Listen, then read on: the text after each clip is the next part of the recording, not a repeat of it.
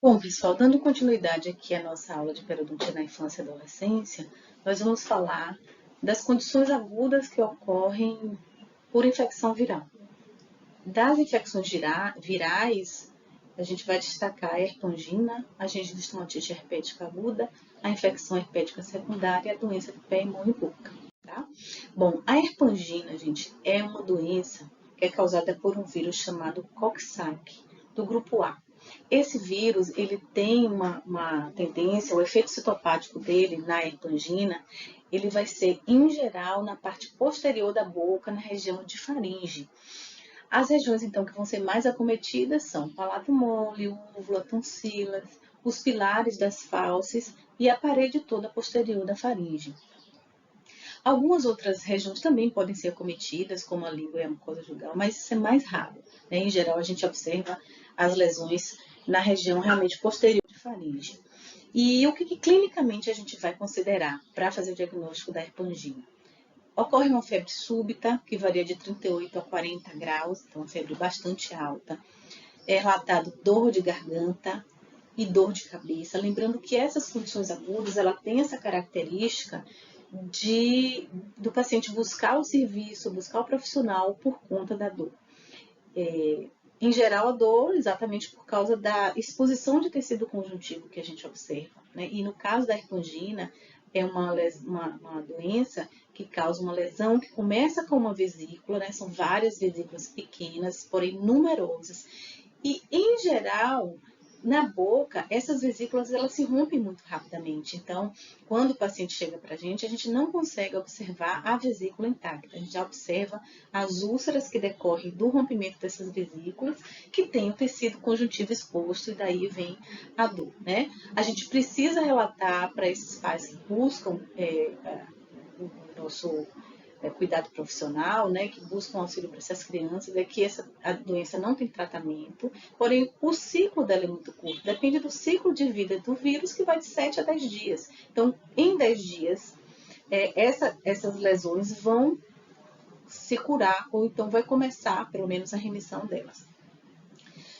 O problema é que, enquanto isso não acontece, a gente precisa fazer um tratamento sintomático e precisa também fazer um tratamento pensando em minimizar os danos. Por exemplo, a gente tem aí dor de garganta, dor de cabeça, então essa criança precisa ser medicada, precisa tomar um analgésico. Em geral, a gente prescreve o analgésico que ela já costuma tomar, que a mãe já costuma ministrar ao seu filho.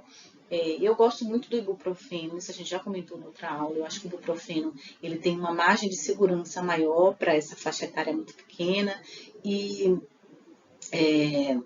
ela tem uma meia-vida mais prolongada. Né? Eu não costumo prescrever muito paracetamol. Se não, o ibuprofeno, a dipirona.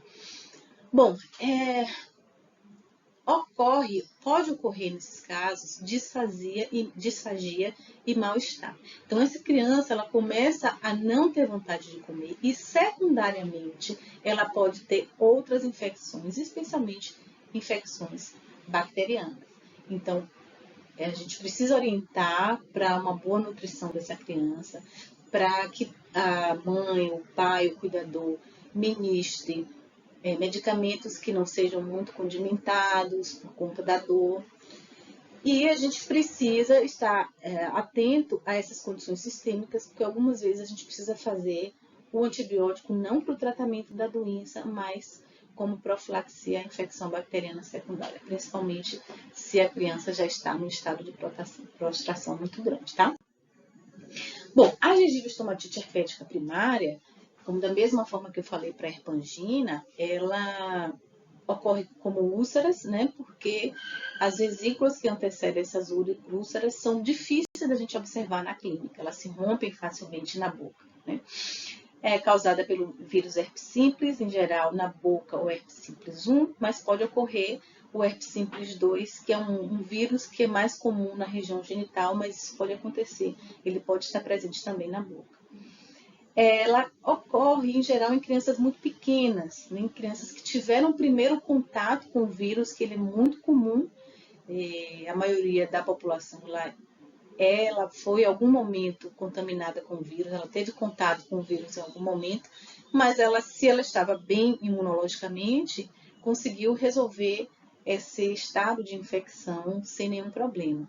Mas a criança de 2 a 4 anos, além do sistema imunitário dela estar ainda em amadurecimento, ela tem algumas predisposições, então ela saiu de uma condição febril, ela saiu de um resfriado e logo em seguida ela teve contato com o vírus herpes e aí ela não consegue ficar só na forma subclínica da doença. Ela então manifesta a doença, a gengivite estomatite herpética primária. Então, primária vem do fato de ser o primeiro contato com o vírus herpes simples.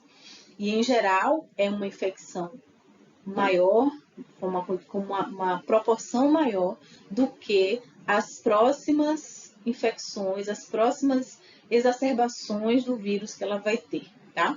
Então, a primária, em geral, recobre toda a boca, ela pode ter no lábio, ela pode ter na mucosa gingal, na gengiva, no palato. Então, ela fica bem disseminada na boca. A dor é um relato importante, porque a gente tem também exposição de tecido conjuntivo, como eu já falei. Essas úlceras, elas têm um halo eritematoso em volta e são recobertas com a pseudomembrana. Então, se elas estiverem só na gengiva, elas podem até ser confundidas com a gengivite ulcerativa necrosante, que a gente comentou antes.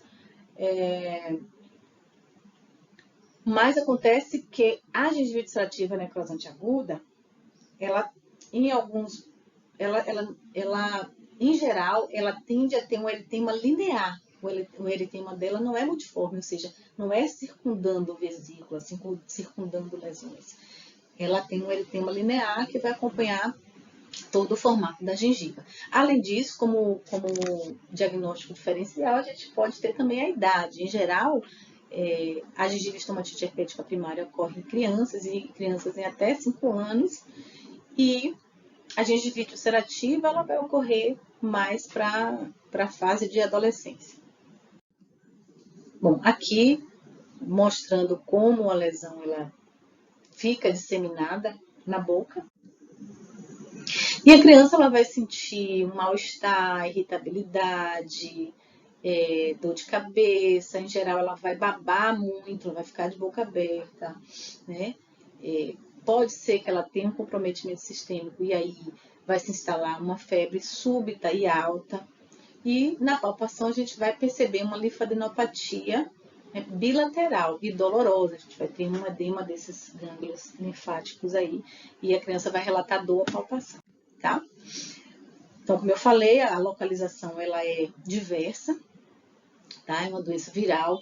Com relação às doenças virais, a gente precisa ter um cuidado especial com a contaminação de superfícies.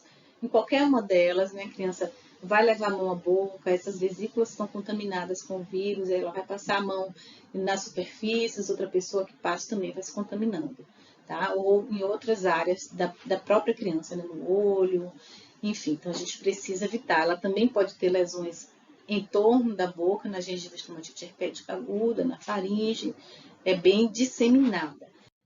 Bom, antes da gente entrar na secundária, eu queria também falar que o tratamento é sintomático, é uma condição que ela se resolve por si só, se não tem uma prostração sistêmica, se não tem um comprometimento sistêmico, essas lesões elas se resolvem com o ciclo do vírus.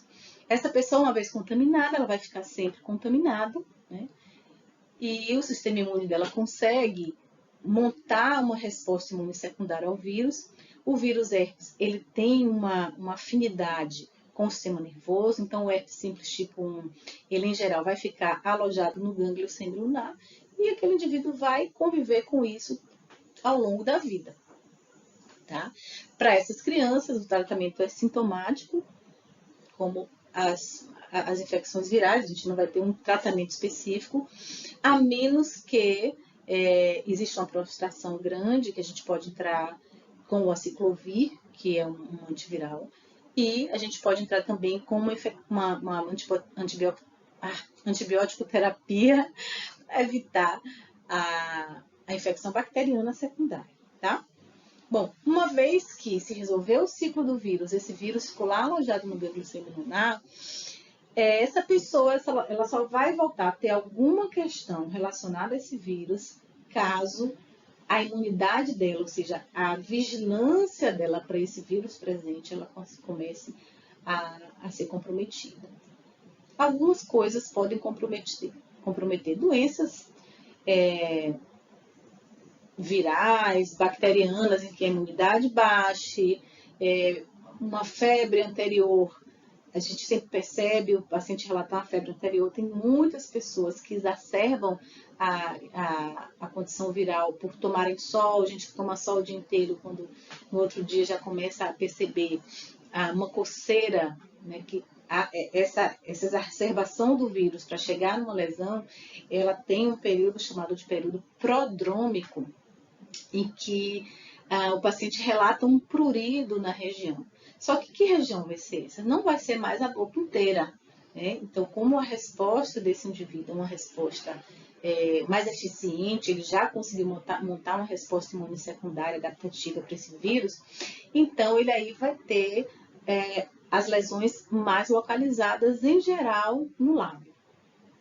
Então, o indivíduo sente aquele prurido, aquela coceira na região próxima ao lábio, onde as lesões vão aparecer. Aí, nesse momento, a gente pode entrar com o aciclovir tópico, porque ele tem a possibilidade de abortar o aparecimento das lesões, tá? Essas lesões não têm uma repercussão muito grande, elas vão se romper em pouco tempo, 24 horas aproximadamente. Em geral, são lesões pequenas e que também tem uma remissão espontânea. A gente vai ter aí o ciclo do vírus se completando juntamente com o sistema imunitário, segurando essa carga viral, então ela acaba se resolvendo num período de até 10 dias. Tá? Eu já comentei sobre isso, alguns fatores pré-exponentes da herpes secundária, ou seja, o indivíduo já está contaminado e ele então passa a apresentar novamente a lesão. Então, aquele vírus que estava ali quietinho, né, latente, ele exacerba o seu potencial virulento. Por quê? Algumas condições febris, eu falei, a luz solar, né, a gente tem a luz ultravioleta, que é uma condição também de exacerbação da herpes secundária, trauma, estresse e imunossupressão. Bom, a doença pé-mão-boca é uma doença também causada pelo Coxsackie. Ela é comum em crianças pequenininhas, de até 4 anos de idade, né? Como o nome fala, é uma doença que acomete, né, também com vesículas. O efeito citopático do vírus no epitélio é muita formação de bolhas, né? Então a gente percebe a formação de vesículas na boca, na superfície das mãos e nos pés. Pode atingir outras regiões, como o cotovelo, mas não é tão comum, tá? Em geral, na boca, na mão e no pé, tá? Quais são as características clínicas? Febre, mal-estar, dor de cabeça, até a criança também pode babar em função das vesículas na boca, o aparecimento de vesículas que logo viram úlceras rasas, com um halo vermelho muito parecido com o do herpes, e a sintomatologia dolorosa em razão dessa exposição ao tecido conjuntivo. A questão é que é muito mais propenso a ter lesões na pele do que na gengivostomatite herpética. A gengivostomatite herpética ela fica localizada na região perioral e, claro que com a contaminação, você pode ter uma contaminação do olho, da unha, das regiões onde outras regiões possam ter contato com o vírus, mas não é tão comum. Na pele, mão e boca, você vai encontrar, além da boca, pés e mãos mais frequentemente acometidos, tá? E essas lesões também você pode encontrar tanto as vesículas quanto as lesões já com as vesículas rompidas e aí um halo vermelho com a região de tecido conjuntivo exposto. O tratamento, gente, também é sintomático. A gente não tem muito o que fazer além de orientar, tratar dor, febre, E em casos de prostração, em caso que haja um comprometimento sistêmico, porque essa criança deixou de se alimentar corretamente, essa criança está prostrada, aí a gente precisa entrar com antibiótico terapia sistêmica para prevenir infecções bacterianas secundárias.